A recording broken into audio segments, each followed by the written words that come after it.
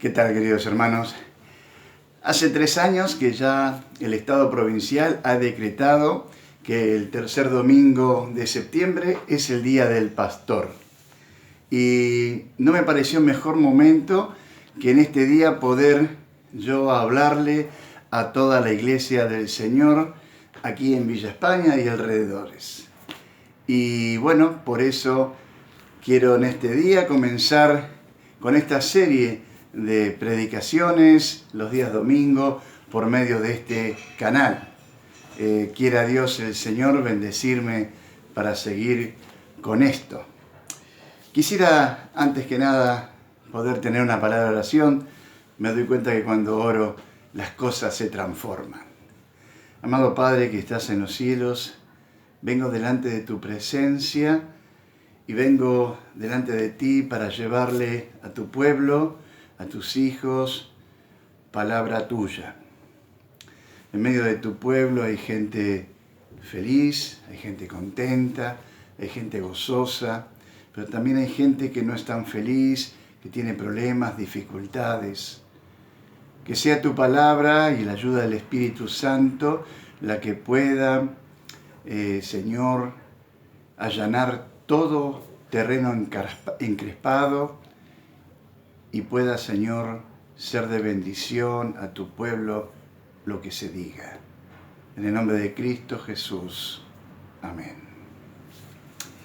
Bien, hace unos años cumplíamos 25 años de casado con Liliana y Carlos, nuestro hijo mayor, con Evelyn, nos regaló un viaje a Calafate. Y fue nuestra primera experiencia en vuelos de avión con Lili. Cuando fuimos fue todo bien, todo lindo, llegamos allí, disfrutamos del paisaje, del glacial Perito Moreno y todos los glaciales que hay allí. Pero cuando volvimos, de las 2 horas y media que duraba el viaje, 1 hora y cuarto, hora y media fueron terribles. Entre medio de una tormenta, entre medio de pozos de aire, entre que había mucha turbulencia, en momentos se cortaba la luz de la cabina, o sea, de todo el habitáculo del avión se cortaba la luz, se caía el avión en los pozos, en fin, fue un suplicio. Y nosotros éramos primerizos, nunca habíamos viajado. Por supuesto que íbamos rogando al Señor, pero fue algo que marcó nuestras vidas en viaje de avión, tanto a Lili como a mí. Y cada vez que tenemos que hacer un viaje, viene a nuestra memoria ese viaje de vuelta de Calafate. ¿Y por qué es esto? Porque cuando los hechos pegan nuestras emociones, nos quedan más agarradas en nosotros esas experiencias. Y yo creo, hermanos, que el año 2020, o sea, el 2020, va a ser para nosotros un año inolvidable, ya que hemos pasado por esta pandemia, estamos pasando por esta pandemia, esta cuarentena, y nos va marcando a cada uno de nosotros día tras día. Ya van más de 204 días, los voy contando porque, bueno, es para mí gratificante el poder juntarnos, es para mí añoranza el poder estar todos juntos, es para mí poder alabar y bendecir su nombre todos juntos. Entonces, día que va pasando, son días que nos vamos alejando de este hecho, pero también es día que nos vamos acercando al próximo. Y yo traje 2 versículos para compartir con ustedes para estos días. Uno se encuentra en el Salmo 34, en su versículo 1. Ahí el rey David dice lo siguiente: bendeciré a Jehová en todo tiempo, su alabanza estará de continuo en mi boca. Y otro pasaje muy conocido, por cierto, lo encontramos en Efesios, capítulo 5, Efesios capítulo 5, dice en el verso 16: aprovechando bien el tiempo porque los días son malos.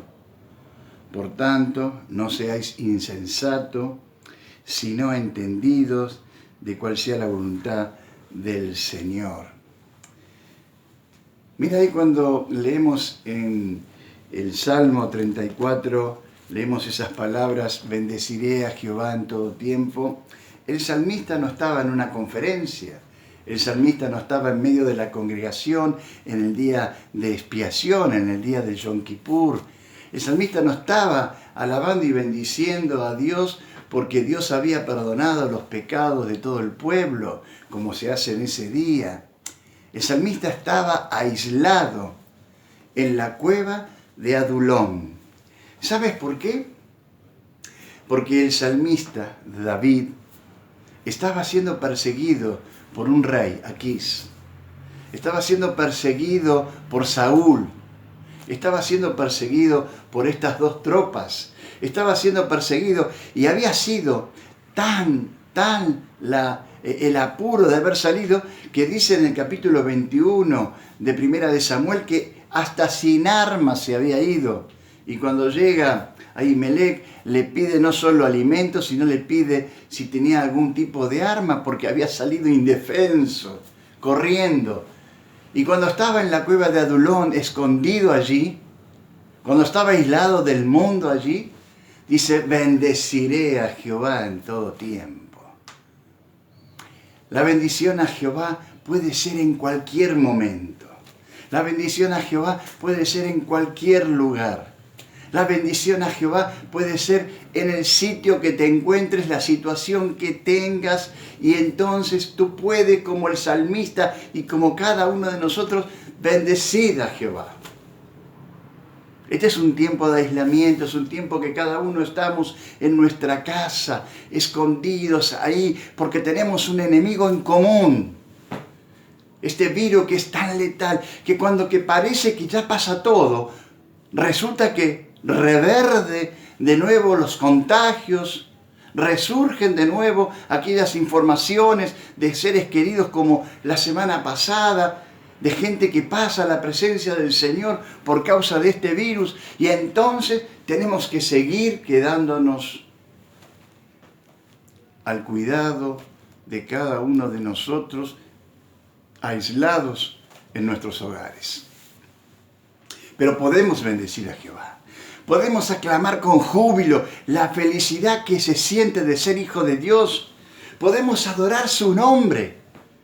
Yo he explicado que la Cena del Señor se ha diseñado para que toda la iglesia en comunión pueda asistir a un lugar que es nuestro local evangélico y allí adorar y bendecir y tomar de la Cena del Señor. Pero también se puede, porque no encontramos versículo que lo contradiga, en cada uno de nuestros hogares, tomando un poco de vino y un poco de pan o un pan. Y podemos ahí celebrar la muerte del Señor que tanto bien nos ha hecho. Ahí en el versículo de Efesios capítulo 6 dice, aprovechando bien el tiempo. Y este tiempo que tenemos, este tiempo que va transcurriendo, que no sea un tiempo perdido, porque el tiempo perdido no lo volvemos a reembolsar. Pasa, se va. Ahora el tiempo vivido es el que te va a dar a ti y a mí madurez. ¿Cuántas veces, a lo largo de tu vida espiritual habrás dicho o habrás pensado, ¿cuándo tendré tiempo para leer, para orar, para investigar acerca de este Dios? ¿Cuándo tendré tiempo para hacer esta oración o pedir o alabar o lo que fuere? ¿Cuántas veces tenemos esa idea cuando estábamos en nuestros trabajos, en nuestras labores, cuando el tiempo era normal, que entrábamos y salíamos de casa y estábamos abrumados por todas las situaciones que teníamos? Mira, yo te voy a contar una infidencia. He aprendido a orar en este tiempo. Este tiempo para mí, desde el momento del primer día, desde aquel viernes 20 de marzo, con Liliana, hemos aprendido, o por lo menos yo he aprendido a orar más intensamente. He tenido mejor comunicación con mi Padre en este tiempo, aquí en este lugar donde tengo mi lugar de oración, tanto que por cualquier motivo ya estoy acostumbrándome a estar en oración con el Padre.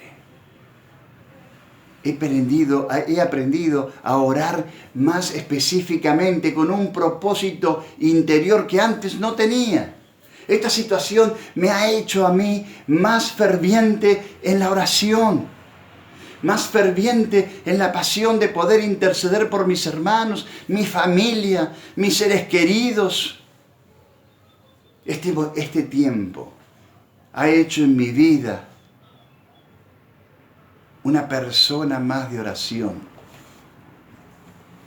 También en este tiempo he podido analizar algunas cuestiones más minuciosamente de la palabra para poder entender, para poder saber, para poder ver cómo nuestro Padre nos mima, nos tiene misericordia, nos acobija, nos cuida.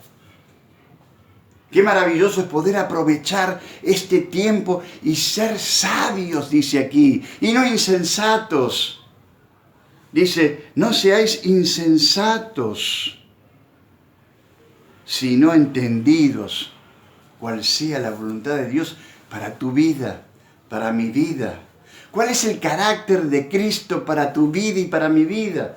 Uno de los problemas más serios que tenemos los seres humanos es el carácter. Ya lo he explicado en una de las lecciones que he meditado en segunda de Pedro, pero en la primera de cambio el carácter se nos salta la chaveta y empezamos a falsear. Nuestro carácter nos denuncia aquellas cosas que están dentro nuestro y que no hacen tanto bien. Pero cuando aprendemos el carácter de Cristo, el carácter de su amor, el carácter de su justicia, el carácter de su pasión, entonces nosotros todos vamos creciendo para la gloria del Padre. Vamos creciendo en abundancia para Él. Que podamos ser entendidos de qué hacer en esta situación. Tenemos tiempo para tomar más libros y leer. Siempre me acuerdo lo que Felipe Espósito nos decía cuando éramos jóvenes, nosotros, él también, y nos decía exégesis, exégesis, lectura, lectura. Y cuando tengan mucha lectura, sigan leyendo. Y cuando se cansaron de leer, vuelvan a leer. En este tiempo lo podemos hacer. Tenemos todo el tiempo para hacerlo. Que no nos abrume esta situación y que no nos deprima, haciéndonos pensar, como algunos dicen por allí en los informativos, de que somos presos, de que estamos privados de libertades, de que no nos dejan hacer lo que queremos y de cuántas otras cosas que, bueno, posiblemente haya algunos que se sienta así. Nosotros, si bien es cierto, estamos siendo conscientes de que tenemos ahí afuera un enemigo en común. Pero aquí adentro tenemos algo que sí tenemos en común. Y es esta palabra viva y eficaz que nos bendice, que nos aumenta, que nos hace crecer. Que podamos todos tener más tiempo de oración. Que podamos todos tener más tiempo de devoción. Que podamos todos tener más tiempo de lectura. Y luego, oración por esa lectura. Qué maravilla es poder tomar este tiempo con ese sentido, con ese propósito. Y entonces sí, otra vez más, nos vamos a acordar del 2020, pero ya no como que estuvimos simplemente escondidos en nuestras casas, no simplemente que estuvimos en las cuevas de Adulón, no simplemente que tuvimos tiempos malos, sino que hemos aprovechado ese tiempo, lo hemos sumado a nuestro saber espiritual, lo hemos sumado a nuestro carácter interior, lo hemos sumado a nuestro crecimiento frente al conocimiento de Dios. lo hemos sumado para nuestro Cristo. Que ojalá sea esto. Pero tengo algo más para esta tarde, o para esta noche. Tengo algo más.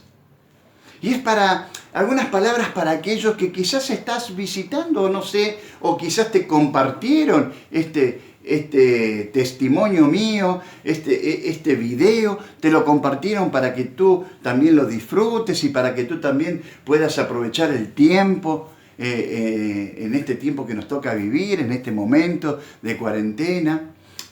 Y quisiera hablarte algo de Cristo, quisiera hablarte algo de Dios. Yo estoy seguro que tú has escuchado esta oración o esta reflexión que se comenta muy a menudo. Dios es bueno, por lo tanto, Dios no va a condenar a nadie.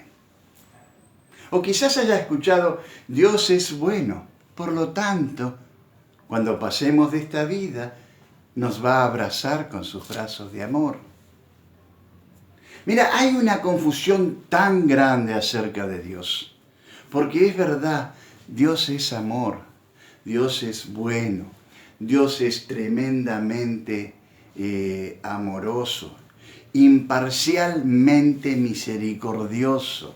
Dios hace salir el sol a justos e injustos, hace llover sobre buenos y malos. Dios es totalmente amoroso y comprensivo. Es verdad, pero también Dios es totalmente justo. Hay una parte en Ageo y en Nahum donde Él dice que no castigará 2 veces al culpable, pero tampoco tendrá por inocente al culpable. Es maravilloso poder ver a Dios, a nuestro supremo y eterno y soberano Dios, en una situación como realmente es en la vida que a ti te toca vivir y que a mí me toca vivir. En este plano donde habitamos, donde respiramos, donde pensamos, donde vemos, donde trabajamos, donde logramos hacer nuestros mayores logros o nuestras mayores proezas de progreso y de situaciones.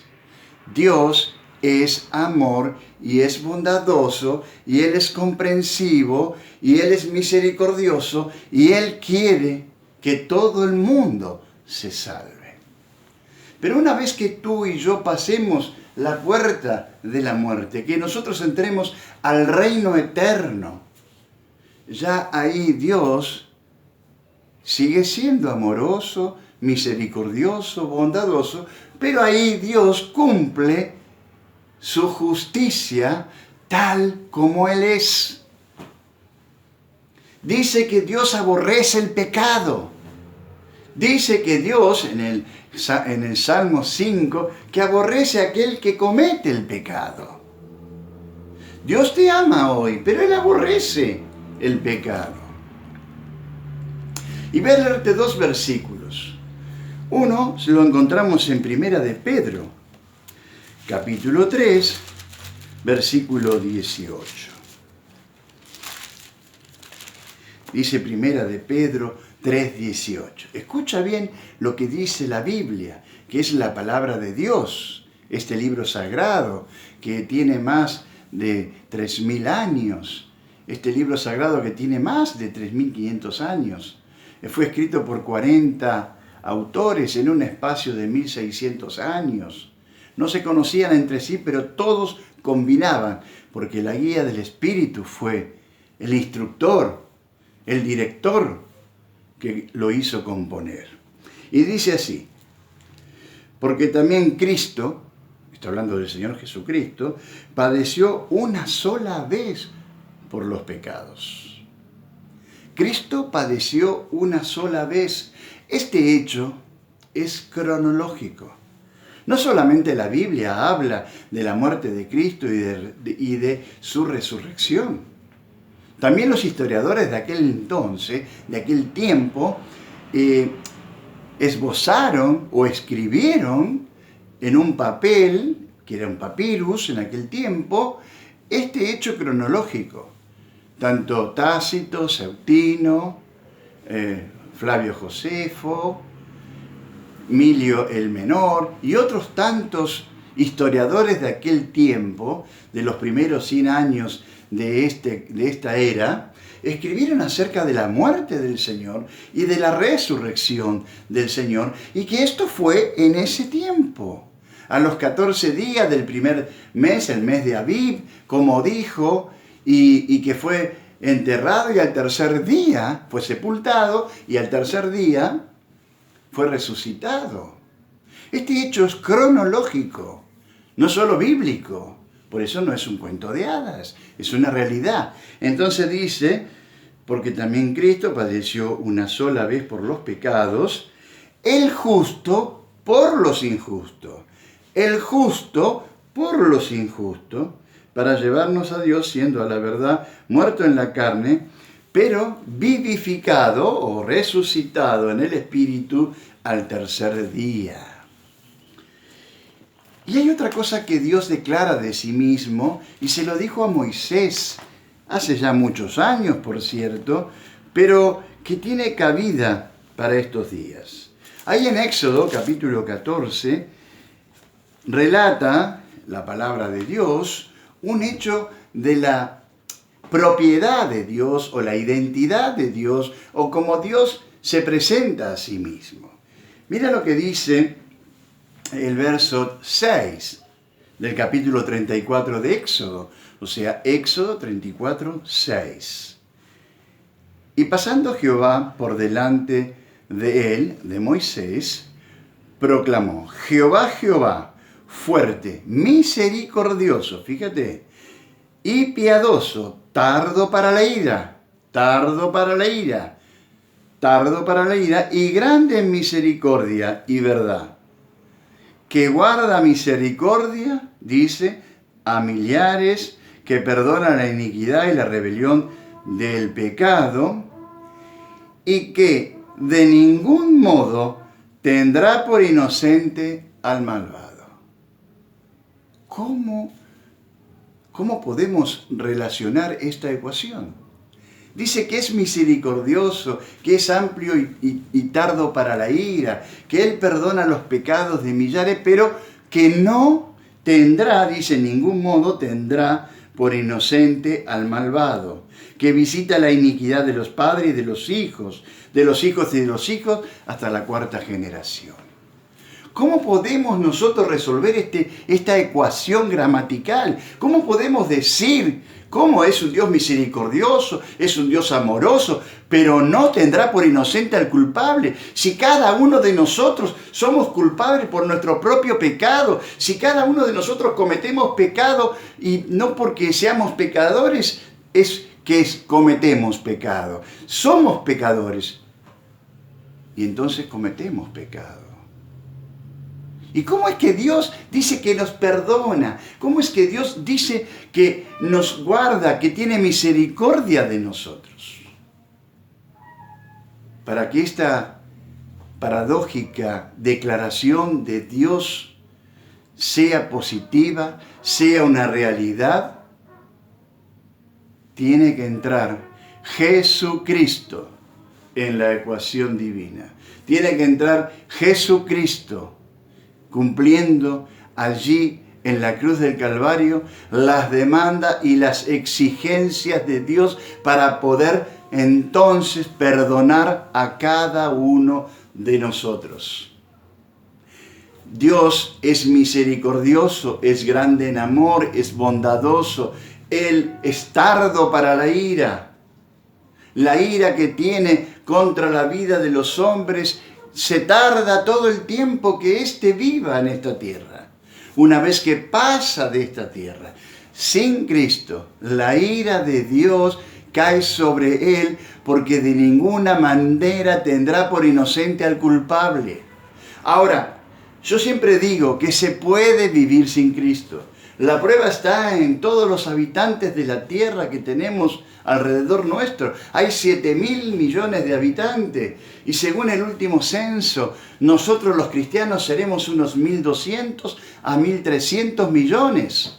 El resto puede vivir, y sin lugar a duda que hasta a veces puede vivir mejor, quizás peor, pero se puede vivir. Lo que no se puede hacer, querido amigo, es morir sin Cristo. Porque entonces, si tú mueres sin Cristo, la ira de Dios caerá con todo su rigor sobre ti. La ira de Dios caerá sobre ti con todo su rigor. Hay un pasaje en las Escrituras, en Mateo, que dice, versículo 10, 28, no temáis a los que matan el cuerpo, más bien temed al que puede matar el cuerpo y el alma y el cuerpo en el infierno, y este es Dios. Dios puede hacer esto porque Él es soberano, Él es justo, Él es determinante. Él nos ha dado la salvación por medio de Jesucristo. Jesucristo, el justo, muere por nosotros los injustos y de esa manera nos justifica, nos hace ver ante Dios como si nunca hubiésemos pecado. ¡Qué maravilla! Este es el Evangelio de Cristo.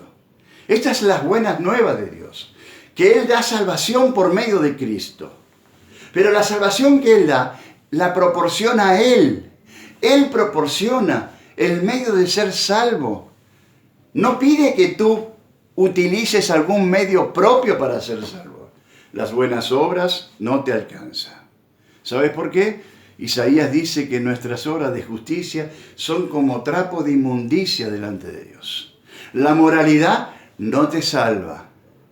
Tú puedes ser muy moral, pero eso no es lo que Dios puso como premisa para ser salvo. La religión no te salva.